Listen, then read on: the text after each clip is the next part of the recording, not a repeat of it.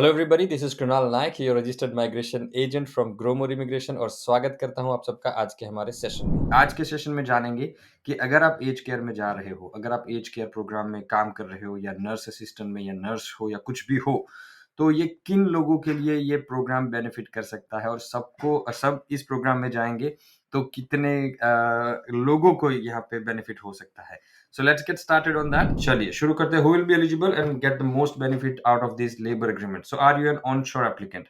अगर आप onshore applicant हैं, in that case अगर आप eligible हो तो सब क्लास 482 और 186 दोनों के लिए eligible हो, and that depends कि अगर आप 186 के लिए कब eligible होंगे. आप तभी eligible होंगे when you have a certain experience, certain number of years of experience. मान लीजिए कि आपको आपका experience एज केयर में ऑस्ट्रेलिया में काम कर रहे हो, 2 साल से काम कर रहे हो, फुल टाइम काम कर रहे हो एंड इंग्लिश का रिक्वायरमेंट मीट कर रहे हो, भले ही आपके पास एजुकेशन नहीं है.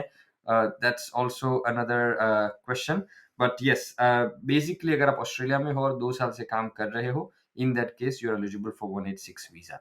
लेकिन अगर आप ऑफशोर हैं, अगर आप ऑस्ट्रेलिया में नहीं हो, ऑस्ट्रेलिया के बाहर हो, देन आप यहाँ पे सिर्फ 482 वीजा के लिए एलिजिबल होंगे, है ना. क्योंकि अगर आप बाहर हो और बाहर से आपने काम 2 साल किया है, let's say if you are a nurse, registered nurse, and if you are working as a nurse outside of Australia for 2 years, still I think this is could be my perception. I might be wrong and I want to be completely wrong here, but जितने सारे मैंने seminars attend किए हैं, जितना knowledge मैंने इकट्ठा किया है, तो ऐसा लग रहा है कि ये लोग ओवरसीज एप्लीकेंट को सिर्फ 482 देंगे और बाकी एप्लीकेंट्स जो यहाँ पे ऑस्ट्रेलिया में है, जिनके पास 2 साल का एक्सपीरियंस हो चुका है, उनको ही वो लोग 186 देंगे. And this is most likely going to happen. So अगर आप let's get started with the onshore first. So अगर आप ऑनशोर है, you already in Australia, to leverage the age care labor agreement you will require this to fulfill have completed certificate 3 level course. आपके पास certificate 3 level का course चाहिए in age care, in disability care, in nursing assistance और in a personal care assistance, है ना. ये आपको जो भी आप रिलेवेंट फील्ड में अप्लाई कर रहे हो, उस रेलेवेंट फील्ड में आपको सर्टिफिकेट 3 लेवल का कोर्स चाहिए या फिर मिनिमम 1 साल का एक्सपीरियंस चाहिए. लेकिन ये 1 साल के एक्सपीरियंस के साथ आप ओनली 482 वीजा कर पाओगे. अगर आप 186 वीजा करना चाहते हो तो आपको 2 इयर्स का एक्सपीरियंस चाहिए. English requirement 5 bands and 4.5 in each, लेकिन overall 5. Fulfill the age limit requirement, which is 45 years of age for 186, and there is no age limit for 482 visa. 482 visa के लिए कोई एज लिमिट नहीं है.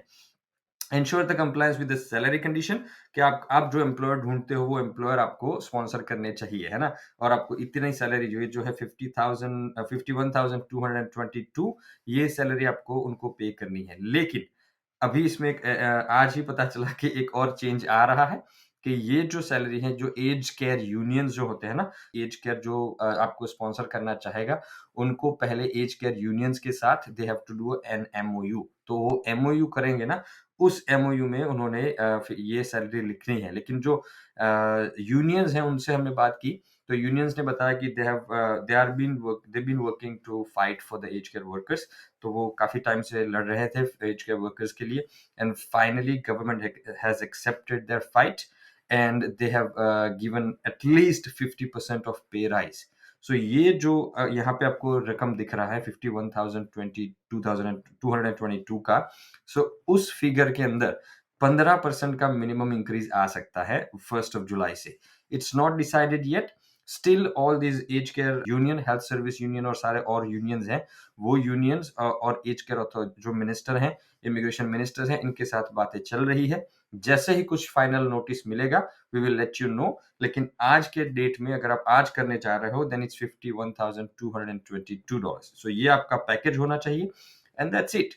आपको और कुछ as an applicant you just have to meet these requirements, that's it, nothing else. हाँ, character और मेडिकल रिक्वायरमेंट्स मीट करने होंगे, वो जो 482 और या 186 के रिक्वायरमेंट होते हैं, कि आपका कैरेक्टर अच्छा होना चाहिए, आपके पुलिस क्लियरेंसेस होने चाहिए और आपका हेल्थ क्लियर होना चाहिए. आपके फैमिली मेंबर्स जो 18 प्लस है, उनका पुलिस क्लियरेंस और हेल्थ दोनों होना चाहिए. जो 18 से नीचे, उनका सिर्फ मेडिकल होना चाहिए, है ना. तो ये प्रेटी मच, ऐसा कोई वीजा मैंने नहीं देखा कि जिसमें इतने ही रिक्वायरमेंट हो, है ना. बाकी काफी वीजा आके चले गए, काफी अभी एग्जिस्टिंग है जहाँ पे आपको लॉट ऑफ रिक्वायरमेंट्स मीट करने होते हैं. लेकिन यहाँ पे you just need that's it, आपका काम हो गया, है ना. और ऑफशोर एप्लीकेंट जो है वो उनके लिए क्या चाहिए तो आप 482 वीज़ा के लिए एलिजिबल होंगे।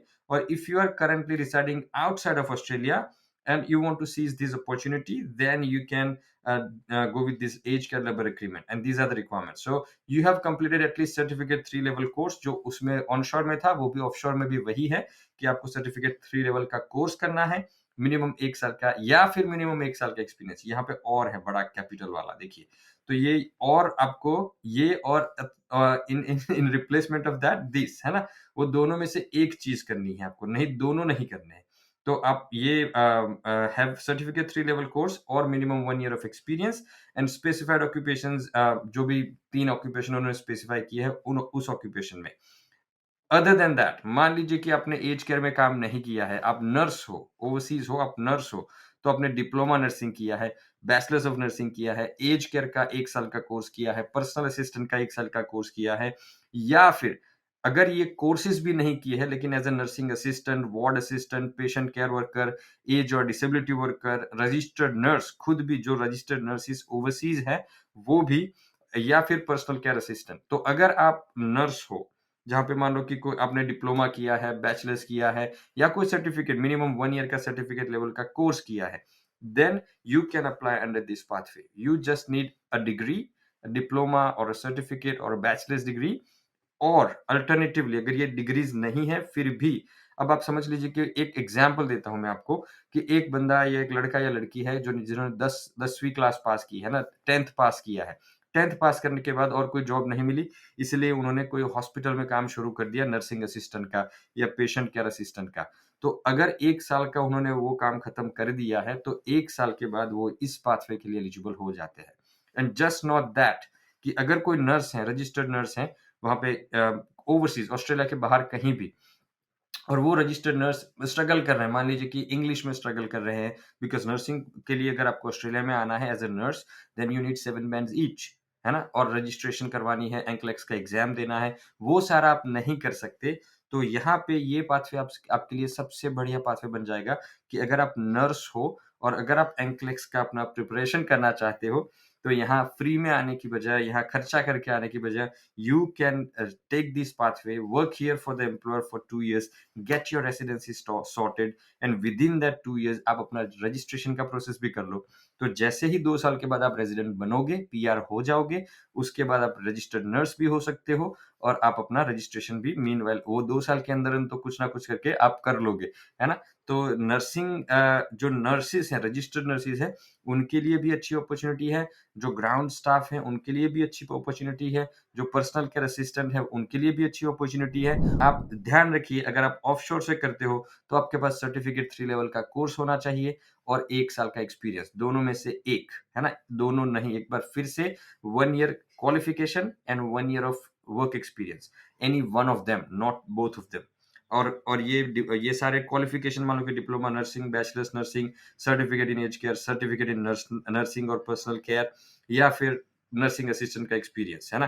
तो ये सारी चीज़ें जितने भी लोग हमारे फ्रेंड्स, फैमिली है, उनको बताइए। जो लोग ऑस्ट्रेलिया में हैं, उनके लिए भी एक अच्छा एवेन्यू है। दूसरी बात इम्पोर्टेंट, कि ये स्कीम ऐसा शॉर्ट टर्म स्कीम नहीं है कि आज शुरू हुआ, 1 साल में बंद हो जाएगा, है ना? This might run for longer period. तो अगर ये लॉन्गर पीरियड के लिए चलता है, अगर आपने कोई ऐसा कोर्स किया है कि जिसमें पीआर नहीं आ रही है आपकी, आपका इनवाइट नहीं आ रहा है, then this is the good avenue. Trade course करो, ये जॉब रेडी प्रोग्राम करो, 1 साल का एक्सपीरियंस लो, उन सबसे अच्छा है कि if you have work rights then you can start working even if you are a student. अगर आप एज केयर में काम करोगे, तो आपको फुल टाइम काम कर सकते हो, है ना? तो ये स्टूडेंट्स जो हमारे ऑस्ट्रेलिया में हैं, उनके लिए भी बहुत अच्छा एवेन्यू है कि if you are a student and if you want to work full time, तो आप एज केयर में काम कीजिए। एज केयर में 1 साल आपको काम करना है और 1 साल के बाद आप सीधा 482 वीज़ा अप्लाई कर सकते हो।